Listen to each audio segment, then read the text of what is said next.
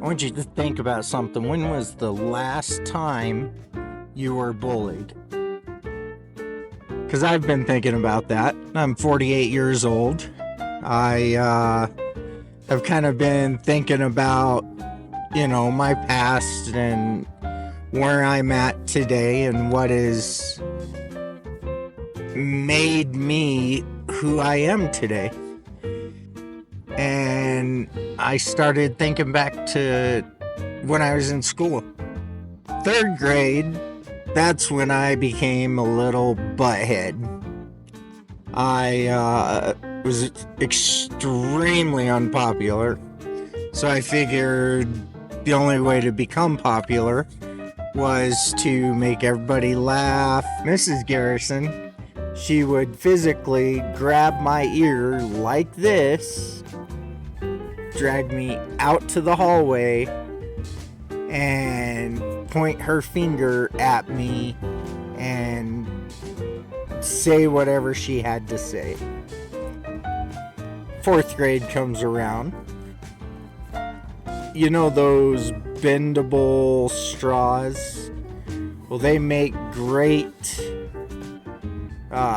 straws to shoot spit wads out of at like your friend that is sitting across the aisle from you, like my friend was. So we're shooting spit wads back and forth at each other, and Mrs. Bolt walked by, and that spit wad hit her on her waist and stuck to her belt. So she grabbed it, looked at me, and said, "Go to the principal's office."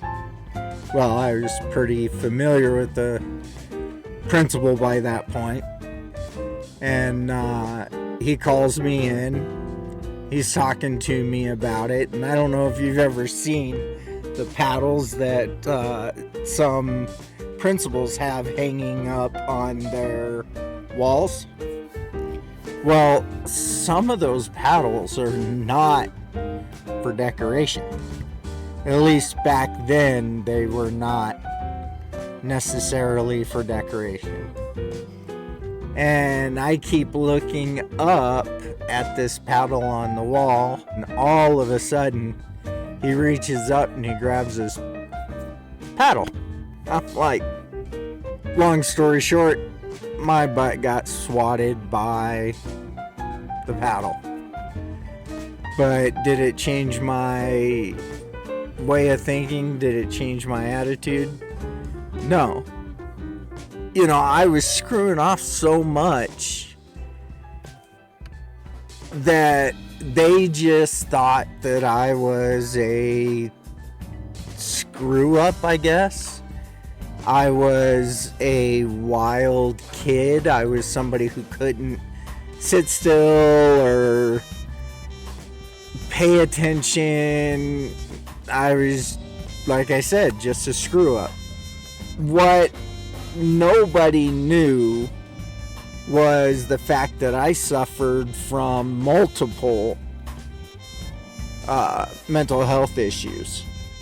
I want to make sure everyone knows that I'm not a medical provider, I'm not a therapist, and I'm not a counselor.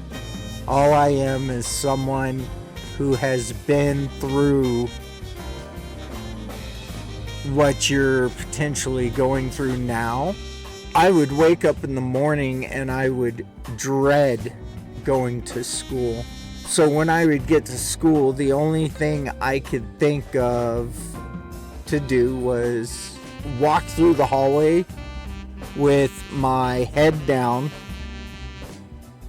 and try not to make eye contact with anybody. School was not a place of learning for me.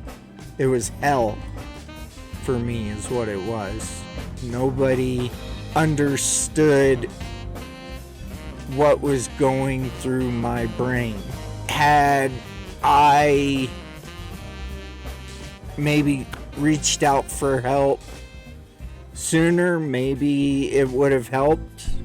I don't know.